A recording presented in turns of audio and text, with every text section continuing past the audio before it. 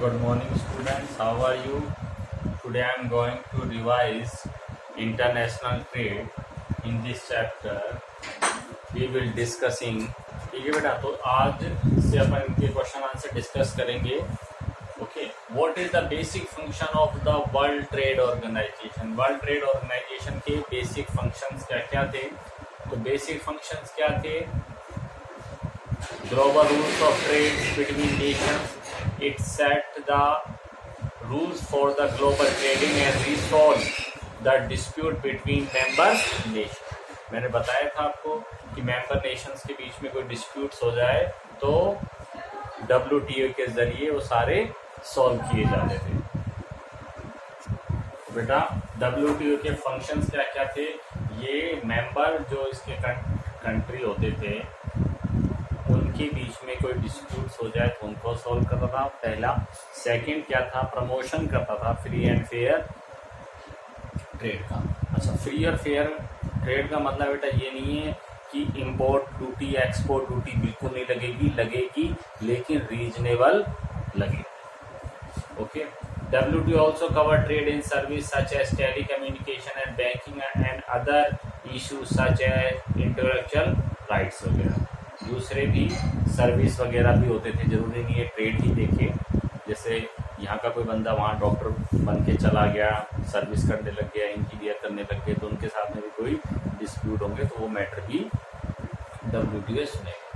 Why is detrimental for a nation to have negative balance of payment? Negative balance of payment का मतलब क्या होता है? मैंने बताया था आपको, बैलेंस इन ट्रेड. तो बेटा क्वेश्चंस जो हैं यूं घूम के आ जाते हैं. अब नेगेटिव बैलेंस ऑफ ट्रेड क्या होता है? अब आपने बैलेंस ऑफ ट्रेड तो सुना था, या ट्रेड बैलेंस इन ट्रेड सुना था, ये अलग से नाम कैसे आ गया? थोड़ा सा यूज योर ब्रेन और माइंड ऑल्सो. तो नेगेटिव कैसे होते हैं? जब किसी कंट्री में इंपोर्ट ज़्यादा करवाया जाता है, एक्सपोर्ट कम करवाया जाता है. ठीक है. Country the expenditure of import is higher than the income from export. Clear है? इनकम जो एक्सपोर्ट से वो तो कम हो रही है और इंपोर्ट से जो है वो ज़्यादा पैसा खर्च किया जा रहा है. अच्छा, नेक्स्ट है what benefit do nation get by forming trading block.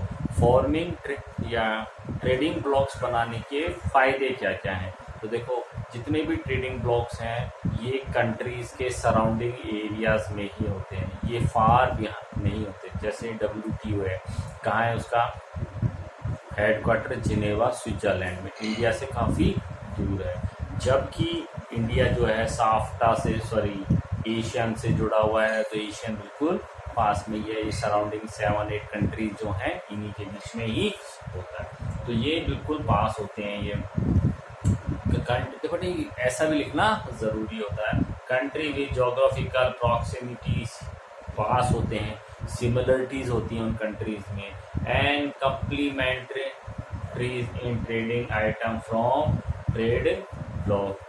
These development as a response to failure. अच्छा देखो, ये क्वेश्चन जरूर लिखना लाइन. इनका जो रिस्पॉन्स जो था, क्यों डेवलप हुए? Because failure of global organisation to speed up intra regional trade. Intra state migration पढ़ाया था और इंटर स्टेट माइग्रेशन, तो वो ही वर्ड है. ठीक है. The main benefit arising from trade blocs are क्या क्या है? Increase intra regional trade by removing trade tariff within member nation. Intra regional यानी कि अपने रीजन के आसपास ही ट्रेड करने लगते थे और WTO से भी कम मार्जिन पे ये लोग इंपोर्ट और एक्सपोर्ट ड्यूटी लगाते थे. अच्छा, नेक्स्ट, हैव ए ग्रेटर से in international market as they have more power as trading block than an individual nation. Next question, how are port helpful for trade? Give a classification of port on the basis of their location. Locations के according इनको port को बांट. तो पहले है helpful कैसे होते हैं. देखो, पोर्ट जो है as they are known as the gateway of any country. किसी कंट्री में अगर घुसना है तो ये उनके गेट के रूप में इस्तेमाल होते हैं. पहली बात. दूसरा जो शिपिंग है या वाटरवे जो it is known as the cheapest way of transportation, सबसे सस्ता है इसीलिए। तो ये दोनों चीज़ें लिखो हैं। और फिर जो पोर्ट जो हैं चीपेस्ट मीन्स ऑफ ट्रांसपोर्ट होने की वजह से ये ट्रेड को बढ़ाते हैं। देखो अब बुक में क्या देखो, क्या कोई भी क्वेश्चन देखो तो एक बार उस क्वेश्चन को रीड करो, रीड करने के बाद समझो and try to find its answer, और उसके आंसर फाइंड करो। फिर अपनी गाइड वगैरह अगर आप यूज़ करते हो तो आप उसमें आंसर को चेक करो। क्लियर है? चलो कहाँ गए? The commercial part of a harbor containing facility for in-banking and disembarking passenger, loading and unloading and facility to storage are called port। देखना पोर्ट स्टोरेज फैसिलिटी भी होता है, किसी भी सामान को लोड अनलोड भी होता है। अच्छा अब ports are called gateway of international trade। 90 to 95% of the international trade is carried out through them। Major part of international trade is carried through waterway and port and two ends of the waterway they become extremely important। cargo and traveler। चलो ठीक है, अब आ जाते हैं उस questions पे। देखो मैं जो बता दिया इनको लिख लेना। अब क्लास पोर्ट की लोकेशंस के अकॉर्डिंग इनलैंड पोर्ट और आउटलैंड पोर्ट। इनलैंड पोर्ट में फिर आप एग्जांपल लिख देंगे। Inland port one side is connected with canal और river and another side is connected with sea. Sea के जरिए ये जुड़े हुए रहते हैं, कैनल के जरिए ये जुड़े हुए रहते हैं सी से। अच्छा इसमें एग्जांपल लिख सकते हो, कोलकाता वाला लिख सकते हो, राइन वाटरवे है वो लिख सकते हो, ठीक है। और आउट पोर्ट क्या होता है, ये थोड़े से बाहर की तरफ होते हैं। किस लिए होते हैं? बड़े शिप्स आसानी से जब इनलैंड पोर्ट तक नहीं आ सकते तो आउट पोर्ट तक ही वो आ सकते हैं। और ये आउट पोर्ट जो हैं, इन जो लार्ज शिप्स वगैरह होते हैं वो कॉमन पोर्ट पे नहीं आ सकते, इसलिए आउट पोर्ट पे वो आसानी से आ सकते हैं। चलो क्वेश्चन क्या है? देखो inland port, these port are located away from the sea coast, they are linked to the sea through a river or a canal। such ports are accessible to flat bottom ship or barges। Manchester is linked with a canal। इनके example, Kolkata is located on the river Hooghly, a branch of the river Ganga। next out port, deep water port built away from the actual port। Actual port से थोड़ा सा आगे की तरफ होते हैं। These serve the parent port by receiving those ships which are unable to approach them due to their large size। Classic combination for a port in Athens and its out port। इनके example आप आगे चलते। How do nation gain from international trade? International trade से nation जो है कैसे profit लेते हैं? देखो मैंने आपको बताया, एक तो क्या होता है उनके एरियाज में जो सरप्लस आइटम है वो डिफेक्ट एरिया में आसानी से पहुंच जाता है, तो दोनों तरफ के पीपल्स का बेनिफिट हो जाता है, पहली बात। दूसरा क्या है, ट्रेडिंग करते हैं तो एक कंट्री का दूसरे कंट्री के साथ में रिलेशंस बनते हैं।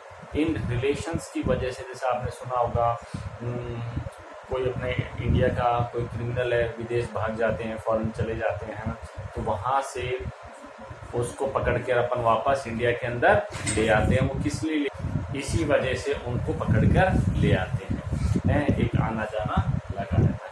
ये तो मेरे अकॉर्डिंग हुआ, और आपके अकॉर्डिंग आंसर चेक करो। International trade is the result of the specialization in production। It's benefit the world economy।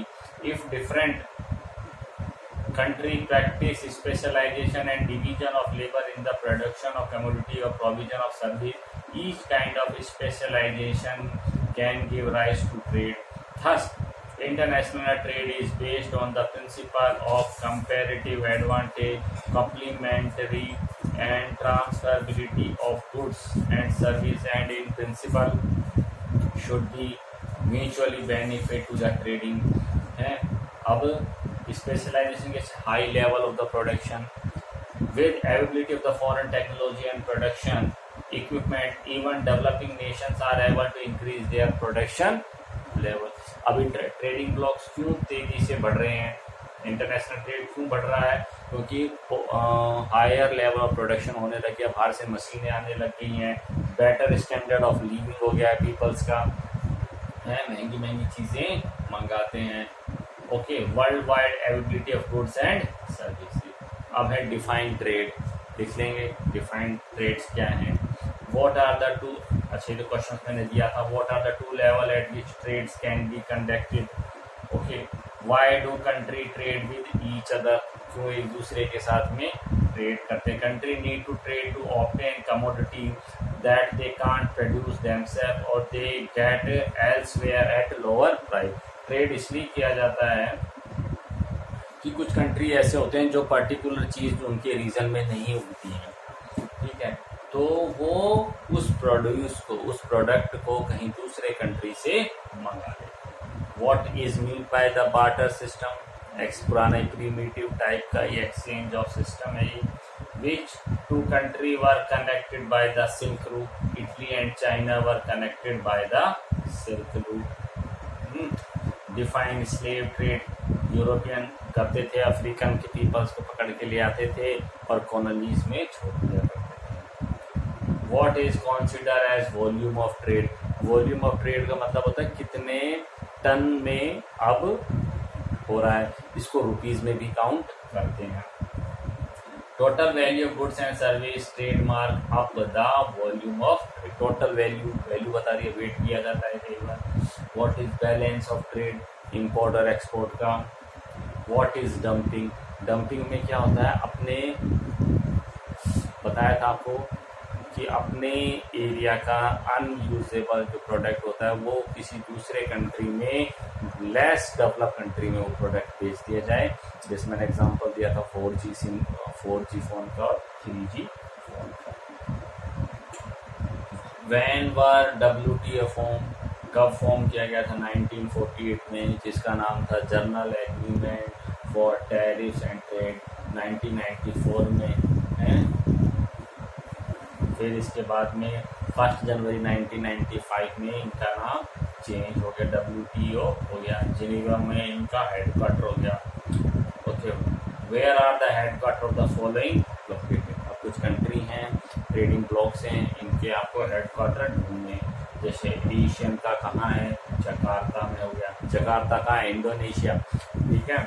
EU European union Brussels में, इसी तरह लैला बेल्जियम में, और ओपेक का मॉन्टीवीडियो और यूराग्वे दोनों का है साउथ अमेरिका में, और CIS का, सॉरी लैला का यूराग्वे हो गया, डी ओपेक का वियना में, और CIS का मिन्स्क बेलारस के अंदर है। ये चीज ढूंढना, ये कंट्री कहाँ का है। व्हाट इज हिंटरलैंड, हिंटरलैंड क्या होता है, एक एरिया होता है जो फार बिहाइंड होता है मेन रीजन से। Served by the port area of influence. Kolkata port is located on which river, Hooghly river, बताया था आपको। Name the packet station across the English channel, English channel जो है सी है, उसमें पैकेट स्टेशन कौन सा है, जो दोनों तरफ, उस सी के दोनों तरफ कौन कौन से स्टेशन है। तो Dover in United Kingdom and Calais in France are packet station across the English Channel. What was the initial forms of trade in the primitive society. The initial forms क्या थी ट्रेड की, अच्छा initial forms of trade क्या थी, वही तुम्हारा barter system था। Okay, the initial, अच्छा हो गया। However, how did the word salary come into view. Salary का मतलब क्या होता है, सैलरम था, जिसका मतलब था पेमेंट इन सॉल्ट वगैरह था ये salarium, which means payment by salt, as in those time produce. उस टाइम क्या था, सी को समुद्र से निकालना नहीं जानते थे वो लोग। ओके, रॉक सॉल्ट का ही यूज़ होता था और वो बहुत ही रेयर होता था और एक्सपेंसिव होता था, इसलिए उसको यूज़ किया जाता था। Why was the silk route important in ancient time, ancient time में जो सिल्क रूट है वो क्यों इतना फेमस था। अच्छा बेटा, सिल्क रूट जो है एंशियंट टाइम में इम्पोर्टेंट किस लिए था, क्योंकि उस टाइम क्वेश्चन भी आया था इटली से लेकर चाइना तक सिल्क एक्सपोर्ट इंपोर्ट होता था। तो जो ट्रेडर्स थे ट्रांसपोर्ट करते थे चाइनीज सिल्क का, रोमन वूल का and precious metal and many other high value commodities from intermediate point in India, Persia and Central Asia. Next है when and how did slave trade begin, slave trade जो है वो कब start हुआ, गुलामों का कब से चालू हुआ। तो 15th सेंचुरी में Portuguese, Dutch and British capture African natives and forcefully transported them to the newly discovered Americas for their labor in the plantation। तो 15th सेंचुरी में स्टार्ट हुआ था, अफ्रीकन वालों को जबरदस्ती लेकर अमेरिका में छोड़ दिया करते थे प्लांटेशन क्रॉप के लिए। Slave trade was a lucrative business, बहुत ही महंगा सिस्टम था, for more than 200 year. Later on it was ban, बाद में इसके ऊपर बैन कर दिया गया क्योंकि उनकी जो बड़ी हार्श कंडीशंस में उन लोगों को रखा था। What are the important aspect of the international trade, तो वो 3 हैं, volume of trade, trade directions और कंपोजिशन ऑफ ट्रेड। नेक्स्ट है how do we calculate the importance of a port, port की जो है हम इम्पोर्टेंस कैसे कैलकुलेट करते हैं। The importance of a port is जज by the size of cargo and number of ship handle, कि कोई पोर्ट कितना इम्पोर्टेंट है ये इस पे डिपेंड करता है कि कैसे साइज के कार्गोज पे आते हैं और कितने शिप्स को वह इजीली हैंडल करता है।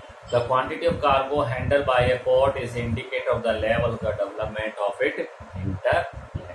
What is main objective of the WTO, WTO के ऑब्जेक्टिव क्या क्या थे, वापस वो के वो ही आप लगा सकते हैं, डिस्प्यूट्स करता है, सॉल्व करता है अपने मेंबर वालों के बीच में, trade free and fair trade के लिए एनकरेज करता है, और सर्विस और बैंकिंग अदर इशू को भी।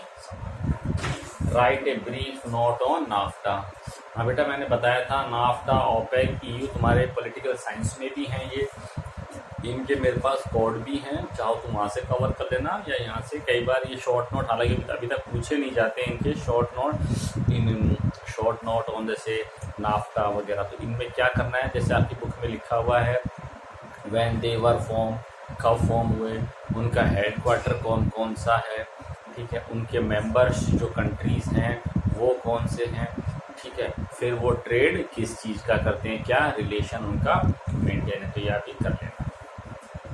नेक्स्ट क्वेश्चन आ गया why does international trade exit, international trade exit क्यों है, वो इस सरप्लस ए माल को डिफेक्ट माल में ट्रांसफर कर देता है, स्पेशलाइज लेबर्स वगैरह होती है। Explain how difference in national resource act on the basis of the international trade, फिर सुन लो, explain how differences in national resources act as basic of international trade, तो इसमें वही आ जाएगा, जोग्राफिकल स्ट्रक्चर आ जाएगा, mineral resources, climate. Explain how population factor influence the basis of the international trade, international trade को पॉपुलेशन जो है वो कैसे इम्पैक्ट डालती हैं। तो कल्चरल फैक्टर आ गया, साइज ऑफ पॉपुलेशन, ये मैंने आपको समझाया था, वहाँ से देख लेना, एक बार रीड करोगे समझ में आएगा। Write a short note on balance of trade, ये बता ही दिया आपको। What is trade, what are the types of the international trade, trade क्या होते हैं, trade means voluntary exchange of goods and services where for both the party trade is mutually beneficial। International trade जो है वो 2 parts में बांटे गए हैं, बायलैटरल ट्रेड और multilateral trade. Bilateral trade 2 parties के बीच में होता है और मल्टीलैटरल ट्रेड 2 से ज़्यादा पार्टीज के बीच में